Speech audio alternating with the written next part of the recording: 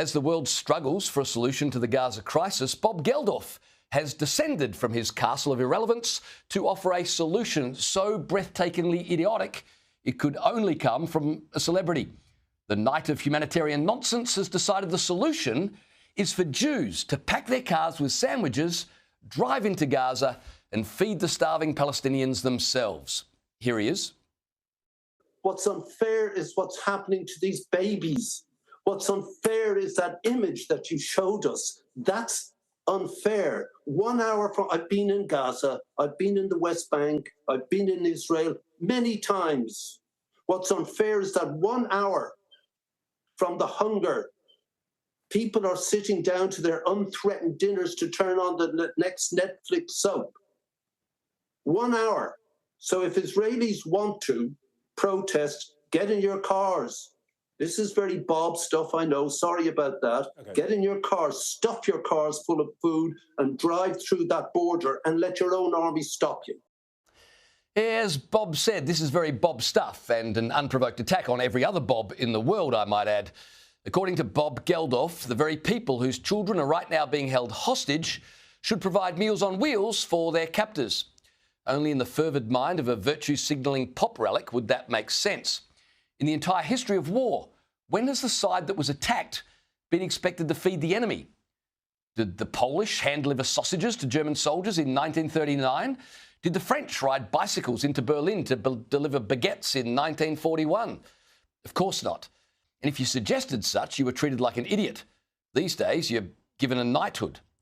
What does Sir Bob Geldof think would happen to those Jews who followed his suggestion and take up the challenge to become a kind of Uber Eats for Gaza? Just imagine it. They wind down the windows so Hamas can hear John Lennon's Imagine blaring through their car's speaker system as they drive into Gaza loaded up with hummus and hugs. What does Geldof think would happen?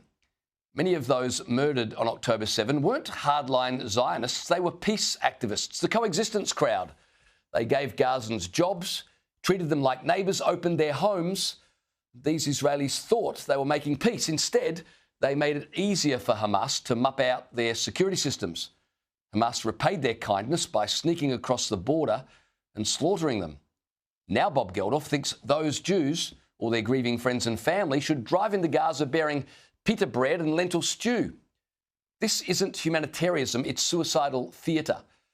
And while we're on the topic, why not ask, the Egyptians? They're right next door. They speak the language, they have cultural and religious ties. Why isn't Bob Geldof screaming into a microphone for Cairo to open its gates and share food? Oh, that's right, because Egypt, like most Arab nations, wants as much to do with Hamas as Bob Geldof wants to do with a haircut. The fact remains that if Hamas simply surrendered, laid down its weapons and released the hostages, the war and with it the humanitarian crisis would be over tonight. But no, Bob wants the people who were slaughtered to fix the problem caused by the ones who did the slaughtering. What about the fact Hamas started this?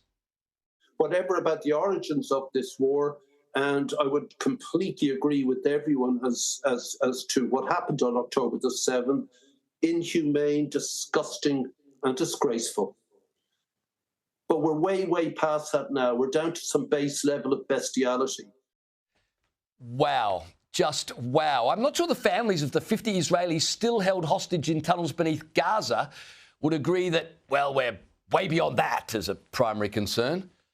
And before people say, well, why should the people of Gaza suffer for the actions of Hamas, leaving aside the fact the Gazans elected Hamas as their government, and leaving aside the fact that plenty of Gazan civilians celebrated the October 7 attack, and leaving aside the various polls that have consistently shown Hamas continues to enjoy high levels of support among Gazans, leaving all of that aside, have a listen to what Geldof says when challenged as to why Israelis have a duty to go and feed the Palestinians. Because they're the ones at war. Their government is at war in their name. So when Hamas slaughtered Jews, it has nothing to do with the Gazan population who elected them. But when the Israeli government responds, well, every Israeli bears the responsibility and needs to get in their car and drive over there with a sandwich. It's a classic example of the double standards that are continually applied to Israel, but never to their enemies. I'm curious, though, as to why Bob Geldof is only speaking out now. Hamas attacked Israel in 2023. So for more than 650 days, Bob Geldof has been silent. The 40th anniversary of Band Aid, my own past and history with this, I thought I should say something now. He's speaking out now because it's the 40th anniversary of Band Aid? I remember Band Aid. Bob Geldof tried to make the world a better place, raising huge sums of money to feed starving masses in Ethiopia, only to leave everybody scratching their heads as to how the then third poorest nation on earth ended up with one of the largest and best equipped armies in Africa. Now Geldof wants to do the same in Gaza. Well, somewhere in a tunnel beneath Rafah, a Hamas commander is tonight rubbing his hands together and whispering, "Feed the world."